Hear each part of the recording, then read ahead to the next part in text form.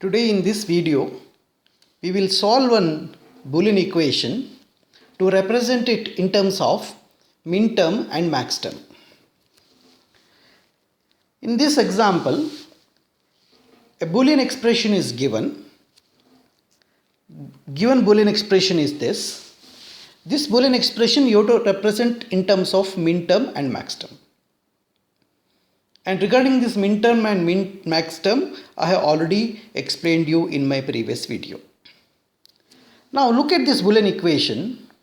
Suppose if you want to represent it in terms of minterms, each term in this should be product of the Boolean variables, right? This term also should have product of all the Boolean variables. Now number of Boolean variables here is 2. But in this expression, in this term you have only 1 and this term you have only 1. Now we can do some small simplification in this. I will rewrite this Boolean expression. F of a comma b is equal to a bar plus b bar. You look at this expression, this is actually a bar into 1 and b bar into 1, right? And you know that b plus b bar is equal to 1 and a plus a bar is equal to 1, right? This 1 can be b plus b bar. This 1 can be a plus a bar. So substituting this b plus b bar and a plus a bar for 1, we get a bar as it is. This 1 is replaced by b plus b bar. As I told you, this has got only a bar term, but other variable is not there. For that we are multiplying b plus b bar, plus here you have b bar. For that we are multiplying a plus a bar in place of 1. Now multiply this. You have a bar b plus a bar b bar plus I will write a b bar. This is a b bar plus a bar b bar. Now see here, there are two terms are of same type. See here you have a bar b bar and a bar b bar, right? So it is like a plus a is equal to a bar plus a bar is equal to a bar, right? So using that, the same equation can be written as a bar b. So combine these two, a bar b bar plus a bar b bar plus a bar b bar plus a b bar. So this is your final expression for this f of a comma b to be written in terms of minterms, that is sum of products.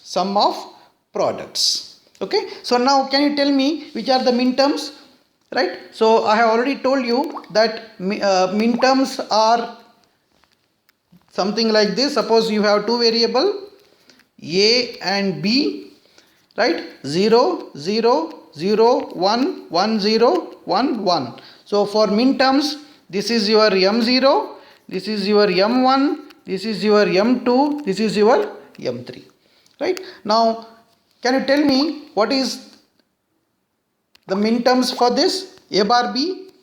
A bar b is this one, right? 0 1. This is 0, this is 1. So it is m1 plus a bar b bar. A bar b bar is this one, right? 0 0. So it is m0 plus, okay, a b bar.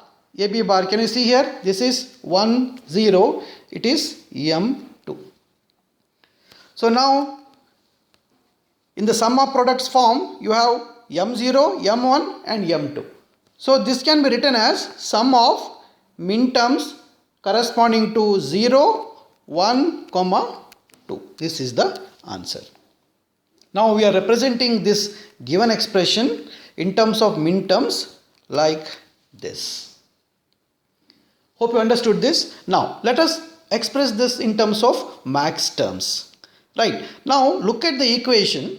Look at the Boolean equation. The Boolean equation says that the f of a b is equal to a bar plus b bar. Now what are the max terms? I already told you the max terms A, B, right? So you have 0 0, 0 1, 1 0, 1 1, right?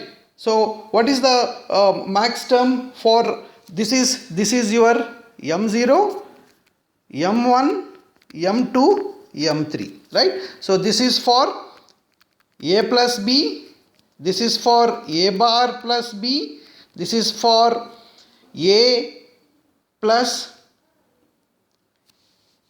this is for A bar plus B bar, this is A bar plus B, this is for A plus B bar, this is for A plus B, right? This is okay, this is reverse, this is not correct. So this is for A plus B, because output has to be 0, right? So that's why this is for A plus B bar, this is for A bar plus B, this is for A bar plus B bar.